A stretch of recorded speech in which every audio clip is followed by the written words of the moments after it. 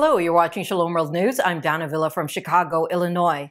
Here are the latest headlines from around the world. According to the Associated Press reports, the Islamic State group on its official media outlet, Aamaq, has claimed responsibility for the horrifying attack on the Catholic Church in Istanbul during the Sunday Mass on January 28 that left one man dead. Reuters reported that Turkish Interior Minister Ali Yerlikaya declared that night that the two suspects of foreign origin were arrested after the police raided 30 locations across Istanbul following the attack on Santa Maria Church. Meanwhile, the Turkish Bishops' Conference has urged people to pray for the victim of the attack, who was identified as 52-year-old Turkish national Tanker Cihan, and his grieving family. The Ecumenical Patriarch of Constantinople spoke over the phone with the Apostolic Vicar of Istanbul and expressed his sympathies with the Turkish Catholics impacted by the attack. Pope Francis said that establishing two states according to the Oslo Agreement is the only possible solution to end the war and bring peace to the Holy Land. The Holy Father mentioned this in an interview granted to the Italian newspaper La Stampa, addressing various global conflicts and calling everyone to pray for peace. And the Pope underscored the significance of dialogue as the sole means to secure a peaceful future. Speaking on Ukraine crisis, the Holy Father said that although everyone has the right to defend oneself, war can never be justified. He also elucidated the efforts of the Vatican to mediate a prisoner exchange and the repatriation of Ukrainians, particularly that of children.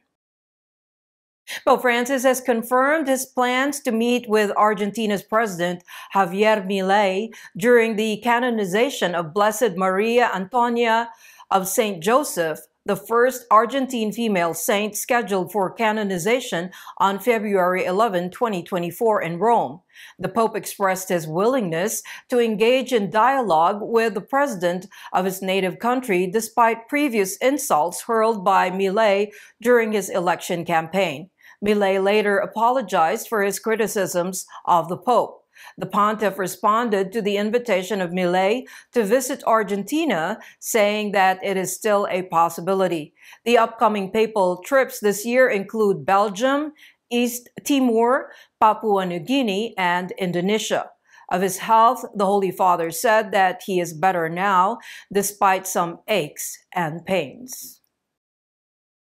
Here in the U.S., Republican-led legislatures in Missouri and Mississippi are aiming to prevent statewide abortion ballot measures in 2024. Further abortion restriction measures that followed the Roe v. Wade overturn in 2022 have been unpopular. Mississippi's House has already passed laws preventing people from putting abortion proposals on the ballot.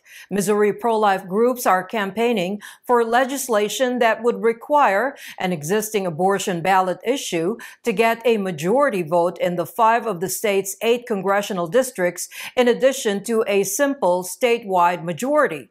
Meanwhile, blue states like New Jersey are increasing robust abortion rights, with Governor Phil Murphy and the state legislature attempting to cover out-of-pocket payments for women who choose to have abortions.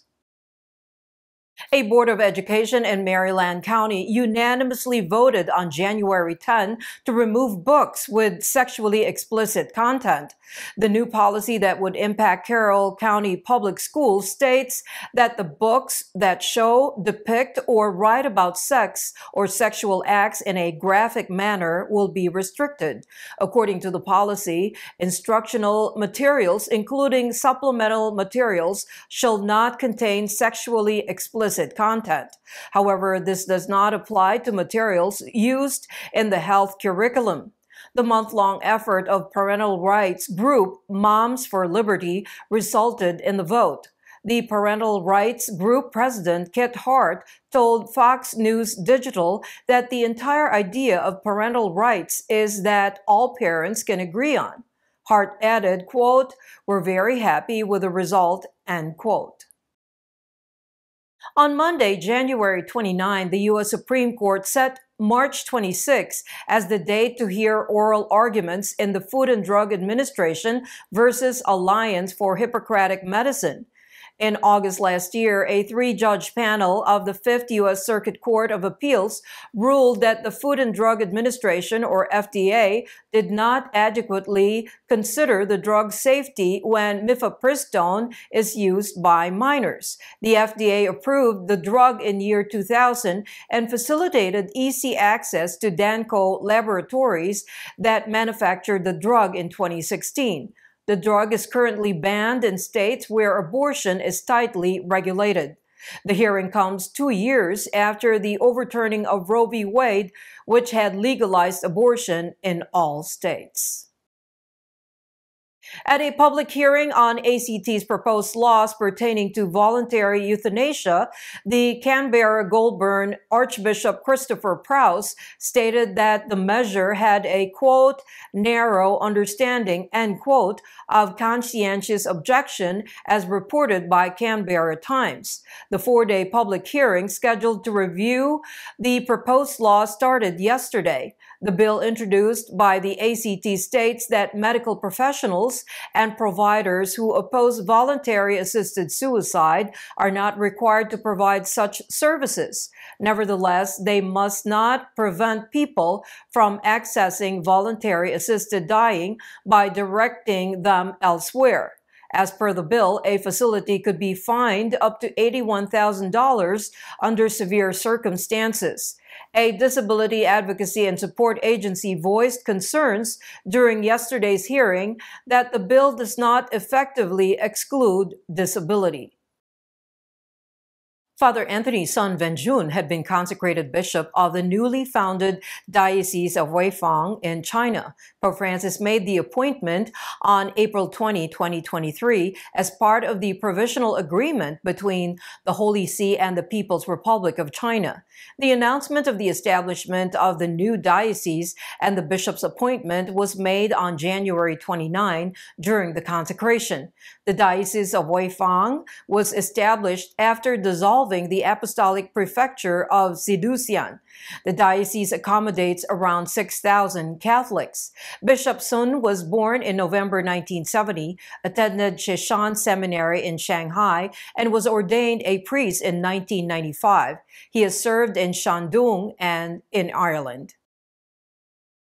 At least 52 people, including a United Nations peacekeeper, were killed and 64 wounded in an attack on villagers on Saturday, January 27, in the disputed oil-rich Abyei region, which is claimed by Sudan and South Sudan.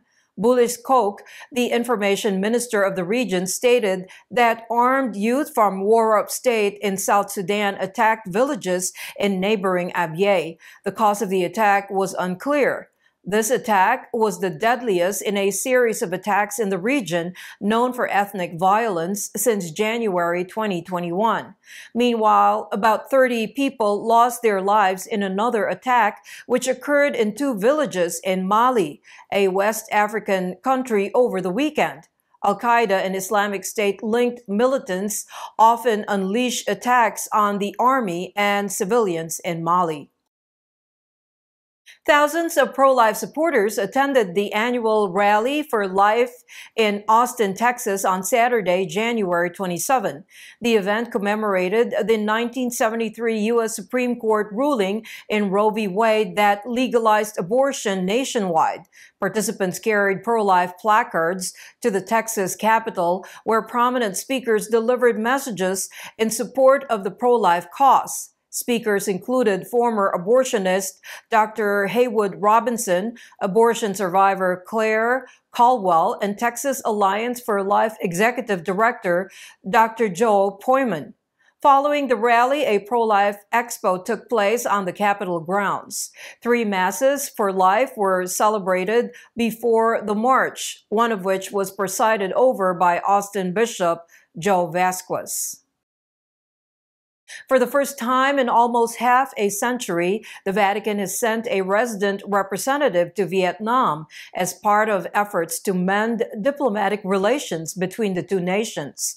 As the first resident papal nuncio to Vietnam, Archbishop Maek Zalewski is scheduled to arrive in Hanoi on January 31. Zalewski will be temporarily staying at the Pan-Pacific Hotel in Baden area while his official house is being formalized. If things turn out well, the Holy See will be able to build its office on land that the Vietnamese government has donated in the Tay Ho area. The gesture is seen as an indication of the government's desire to mend relations with the Catholic Church. Meanwhile, in the U.S., Detroit's Cathedral of the Most Blessed Sacrament will unveil 14 statues, including that of 12 apostles, on February 8. Archbishop Alan Vigneron of Detroit Archdiocese and Father J.J. Mack, the rector of the cathedral, will dedicate the new installation to the public at a special event. The installation of the 7.5-foot-tall statues, accompanied by relics of each apostle, is part of the Journey with the Saints project. All 14 statues, including that of 2 8-foot angels, were carved from a single tree trunk at Italy's St. Ulrich Groden in 1927 and were later recovered from St. Benedict Church in Highland Park in 2014. The installation, which aims to transform the cathedral into a pilgrimage center, is the only exhibit in the world of its kind. And those are your latest headlines. Do join us tomorrow. In the meantime, you can visit swnews.org for more updates. Shalom.